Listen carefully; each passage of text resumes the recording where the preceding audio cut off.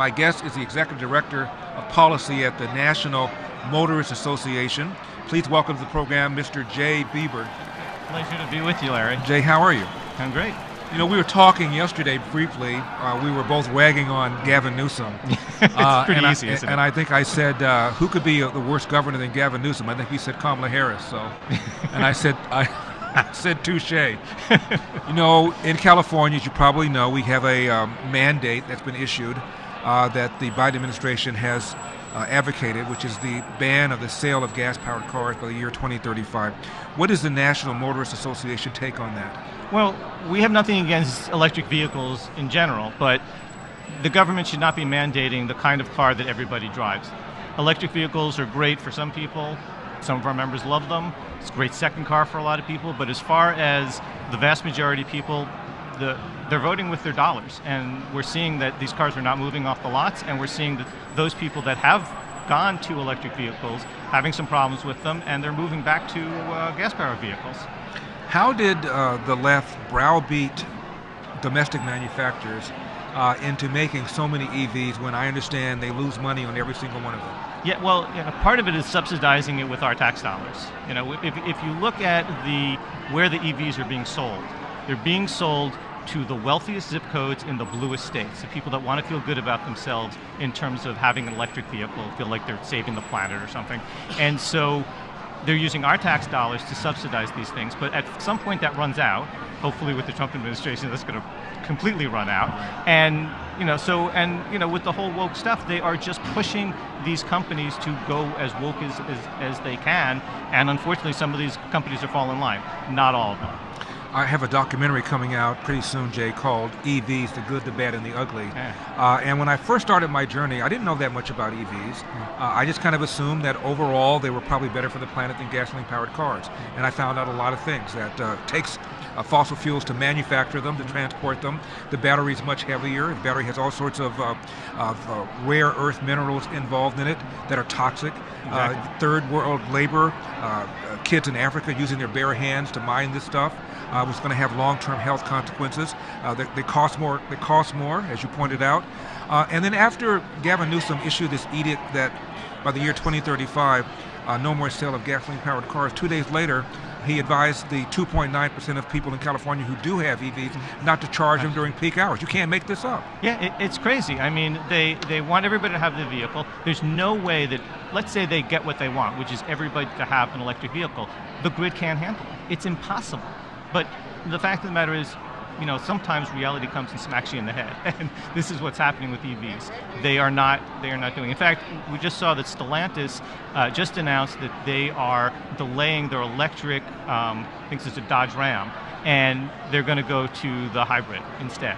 And they said they're delaying it. My feeling is they're never going to get to it because people are not buying it. These things are sitting on the lots forever, and they're more expensive. They go back 3 times as often to the dealer for repairs than a gas-powered vehicle, and it doesn't work in extreme weather, so it's too cold, too hot. I mean, the distance is not what they claim it is on the label in terms of getting to where you need to go with a charge. So people are just saying, you know what, I don't want these things, and stop trying to force us down our throats. My guest is the Executive Director of Policy at the National Motorists Association, Jay Beeber. Jay, you're not just involved with the fight against mandates on EVs. Tell me the other things that you guys are involved in. Well, we are involved in the entire war on cars, and I think most people recognize that there is definitely a war on cars from the left mostly to try to force you out of your car. They don't want you to drive a car. They don't want you to go anywhere, and they want to make driving as difficult, as expensive, and as painful as possible. They do this by taking away car lanes. They call it road diets. This is basically socialism for roadways. They want bicycles and pedestrians have parity with cars on the roadways, except that the vast majority of people travel by car on the roadways. So it's just a lot of crazy policies.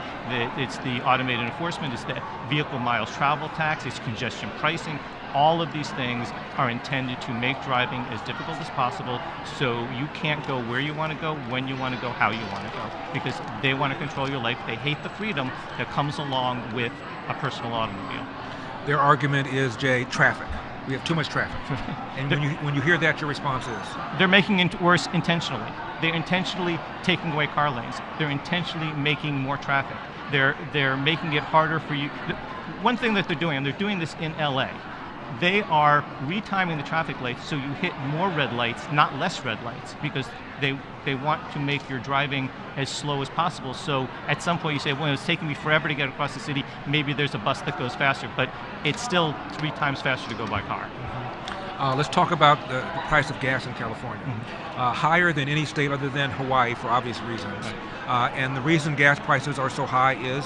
Well, partially it's the taxes. If you look at the taxes in California, it's $1.35 in taxes compared to Arizona right here, 66 cents. So right there, you've got a huge difference in terms of taxes, in terms of all the regulations, all the clean air stuff, all of the stuff that they want to impose, make it more difficult for the manufacturers to manufacture the fuels, to refine the fuels. Refineries are leaving the state, and they just announced they're leaving because they know that the governor does not want them there. He doesn't want certain kinds of industry in the state, and the states are saying, and those industries are saying, you know what, we're out of here. Why not? Is the future self-driving vehicles? Well, here's the problem with self-driving vehicles, which is if you think about how much control they want to have over your life right now, think about when they control the vehicle. Think about the fact that if you have a self-driving vehicle, it's much easier to control the vehicle than it is to control the person, the human being. So let's say, for example, I don't know, crazy idea, there's a pandemic, and they don't want you to go anywhere. They can just basically shut it down because the vehicle manufacturers have to manufacture a vehicle that follows the law. So all they do is change the law, and then the vehicle has to follow. 30 seconds. Are you concerned about climate change? Of course, I'm concerned about the fact that we want to make sure that our climate is safe and on that kind of thing. But the kinds of things that they want to push on us are actually not improving the planet. And the fact of the matter is, most of the climate change is coming from places like China. It's not coming from the U.S. We've reduced our climate impact hugely over the last decade or two. My guest has been Jay Beeber, Executive Director of Policy at the National Motorists Association. Pretty darn knowledgeable, Jay. I'm impressed. Thanks. Thank you for coming on. Yeah, anytime. Thanks for watching these clips from The Larry Elder Show. If you enjoyed this content, be sure to subscribe to my channel and hit the bell icon so you never miss a moment. More thought-provoking discussions are just a click away, so stay tuned, and we'll see you in the next one.